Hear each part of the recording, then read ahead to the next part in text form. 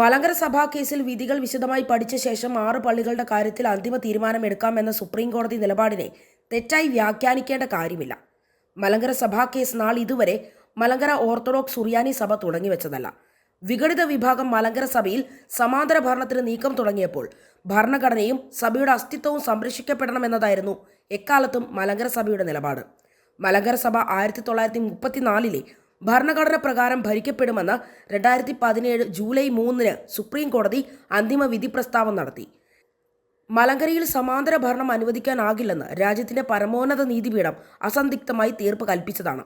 2024 അവസാനിക്കുമ്പോഴും കോടതി വിധി നടപ്പായില്ല എന്നത് മാത്രമാണ് ഇപ്പോഴത്തെ വിഷയം.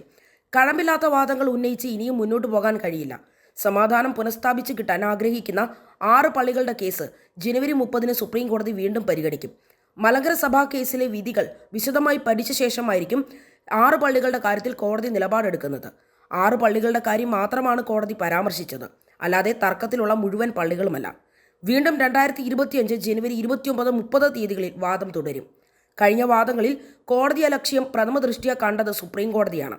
അടുത്ത വാദം കേൾക്കും വരെ തൽസ്ഥിതി തുടരണമെന്ന ഇടക്കാല ഉത്തരവ് നൽകിയതും സുപ്രീം കോടതി തന്നെ.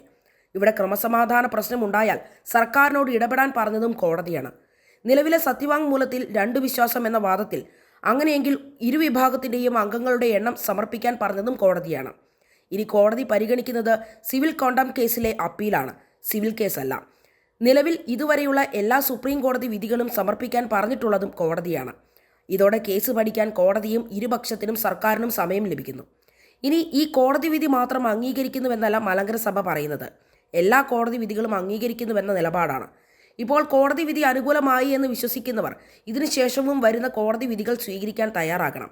ഇരുവിഭാഗത്തിനും വിജയഭേരിക്കോ വെല്ലുവിളിക്കോ ഉള്ള വിധിയല്ല, പുനഃപരിശോധനയ്ക്കും ഐക്യത്തിനുമുള്ള സമയമാണ്. ഒരു കാര്യം ശരിയാ, 2 പിരിഞ്ഞോ ഭൂരിപക്ഷം നോക്കി വീതം വെച്ചോ സഭാ കേസ് തീരില്ല. ഒന്നാവാനുള്ള സാധ്യതകൾക്ക് മാത്രമേ നിയമപരമായ പരിരക്ഷയുണ്ടാകൂ.